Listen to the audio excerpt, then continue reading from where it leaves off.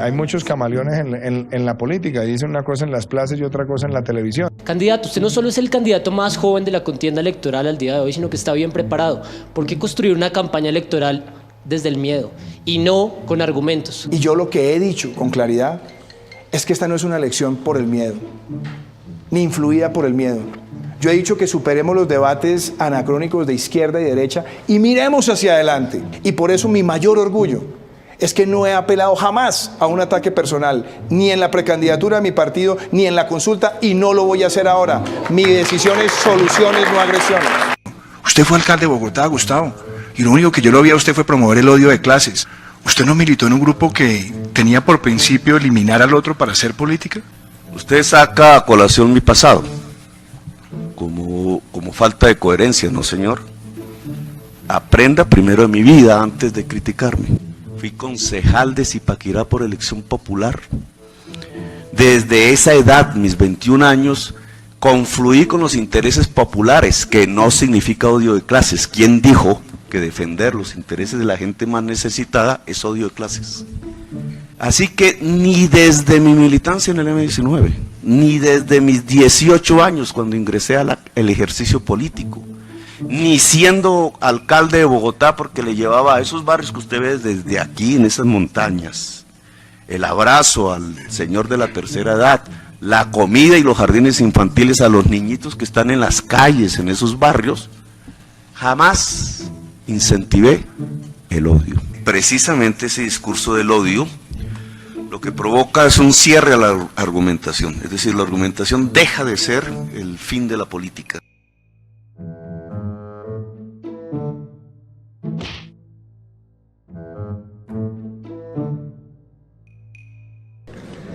Pero eso no es lo grave. Lo grave es que ante los ojos del país quedó totalmente expuesta la doble moral. De los que se rasgan las vestiduras hablando de la corrupción. En los libros contables de la campaña presidencial de Óscar Iván Zuluaga no aparecen los registros de su viaje a Brasil en febrero de 2014 para contactar al publicista Duda Mendoza, vinculado a la investigación contra Odebrecht por sobornar a políticos. Además de Zuluaga, su hijo y el hoy senador Iván Duque, con ellos viajó Daniel García Arizabaleta, según reveló hoy el diario El Tiempo. Aquí la consigna debe ser una sola: el que la hace, la paga. Lo último en Noticias Caracol. De la investigación preliminar al expresidente Álvaro Uribe Vélez. La Corte Suprema de Justicia, su juez natural, considera que dentro de los procesos en los que están mencionados, la masacre del Aro, La Granja, San Roque y el homicidio del defensor de los derechos humanos Jesús María Valle, debe haber una lesa humanidad.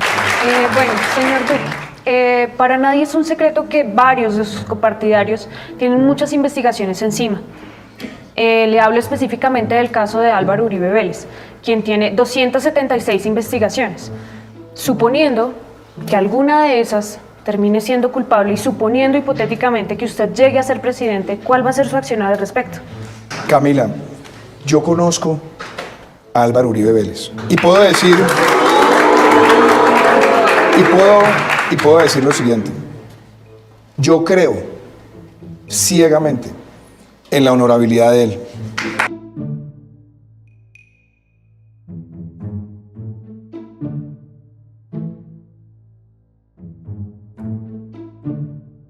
Eso lo necesitamos en el país, que la flota de servicio público empiece a migrar a tecnologías limpias. Bogotá necesita avanzar en las troncales de Transmilenio, necesita avanzar en los corredores longitudinales.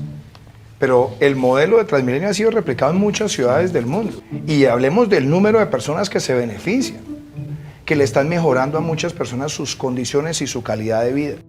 Y aquí yo lo pongo en comparación con el homicidio, que es un tema que acapara titulares todo el tiempo, que nos preocupa al salir de la casa, pero la mala calidad del aire en Bogotá mata casi 3 veces más que el homicidio. A mí me preocupa muchísimo porque, como te explicaba, este sensor mide más o menos el 40% de la realidad del material particulado. Y son millones de personas expuestas a esa contaminación. Es Iván Duque Márquez. Iván Duque, abogado de la Universidad Sergio Arboleda, ha cursado varias especializaciones en la Universidad de Harvard.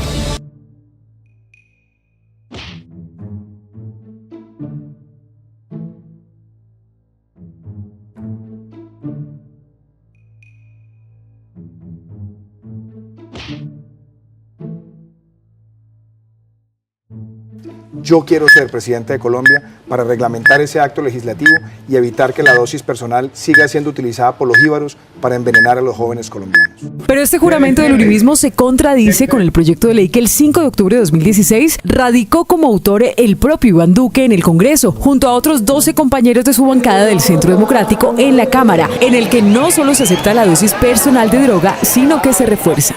Por los animales, por el ecosistema, por la naturaleza. Y que tengamos esa cultura de la reducción de la huella individual de carbono, saber reciclar, reutilizar, reducir.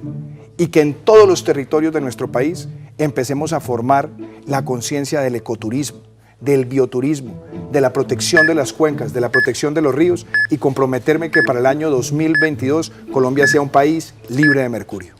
El candidato presidencial Iván Duque dijo que la fumigación de cultivos ilícitos es necesaria para ser efectivos en la lucha contra el narcotráfico. Nosotros hemos dicho que la fumigación tiene que ser un mecanismo disponible y lo que hay que mirar son nuevos componentes químicos que satisfagan todos los estándares de salud, pero se tiene que retomar rápidamente y tiene que haber una lucha que sea combinada entre aspersión aérea, erradicación y sustitución obligatoria. Hoy Colombia se está gastando al año 72 billones de pesos en subsidios sociales.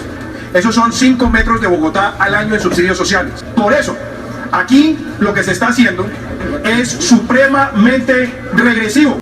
¿Qué quiero yo? Que el subsidio no se pague cada 2 meses, sino mensual.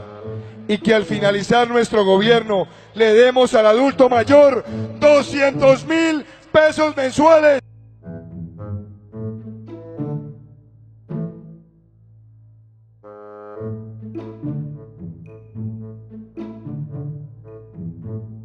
Ha pedido la palabra el ministro Andrés Arias, quien concibió la ley Agroingreso Seguro. Agroingreso Seguro, porque queríamos revolcar la forma como se entregaban los recursos en el ministerio. Pues a propósito, la hacienda El Ubérrimo de Álvaro Uribe y su familia recibió subsidios por más de 3.000 millones durante su gobierno. En el informe de Higuera se descubrió que luego de ampliar la superficie de El Ubérrimo con predios baldíos, esta hacienda se favoreció a través del decreto 732 de 2008, firmado por el entonces ministro de Agricultura Andrés Felipe Arias y por el propio presidente Álvaro Uribe. Porque dice que en Colombia quien la haga la debe pagar. Pero usted de alguna manera está diciendo que Andrés Felipe Arias, quien tiene una sanción de manera legal en este país, usted dice que es un perseguido de alguna forma, ¿no? Pues arranque por una forma muy elemental. Andrés Felipe Arias no se robó un peso. ¿Usted cree, doctor Duque, que vamos a lograr la paz con su política agraria, que es la resurrección de Agroingreso Seguro, en vez de atender la reforma rural integral? Yo no estoy de acuerdo con la adopción de niños por parejas del mismo sexo.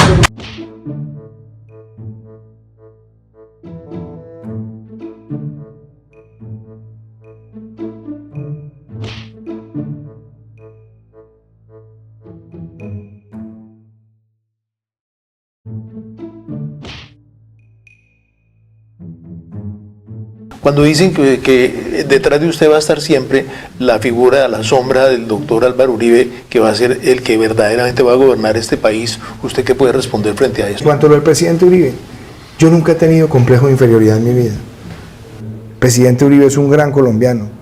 Él no es una persona, ni él es titiritero, ni yo soy títere de nadie. Yo particularmente creo que necesita Colombia una sola corte.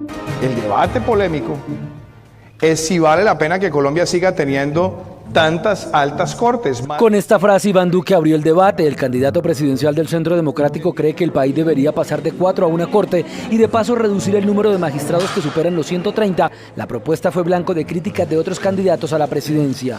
Yo creo que aquí lo que hay es el deseo de liquidar la tutela, que ha sido la fuerza de avanzada y más progresista en los últimos 20 años en Colombia. Y si se encuentran gastos de derroche, esos gastos no se pueden quitar, hay que trasladarlos a la educación y a la salud, porque se necesita más educación y salud en Colombia. El populismo, y eso quiero decirlo, el populismo está en ofrecer universidad gratis y no tener la fuente para ofrecerla. Eso es lo que yo creo que debería tener. Muchas gracias. Bueno, muchísimas. También quiero impulsar la gratuidad universitaria, empezando por los jóvenes de estratos 1 y 2. ¿Cómo producir conservando y conservar produciendo si una de las grandes preocupaciones en temas medioambientales es el fracking? Y los jóvenes no tenemos claridad frente a su postura en este tema. Mi pregunta es, ¿fracking sí o no?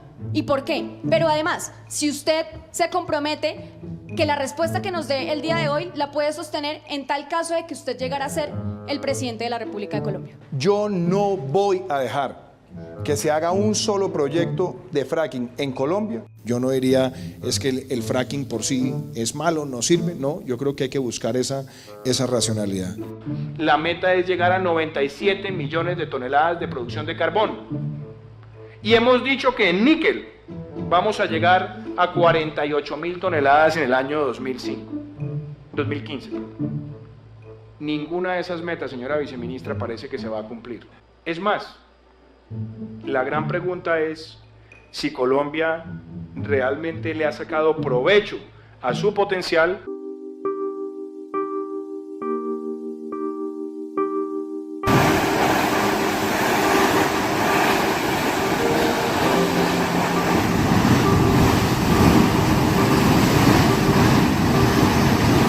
Suelta.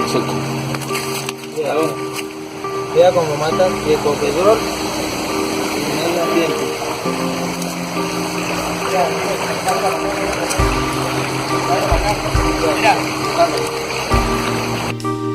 Tal irresponsabilidad no se puede llevar a cabo.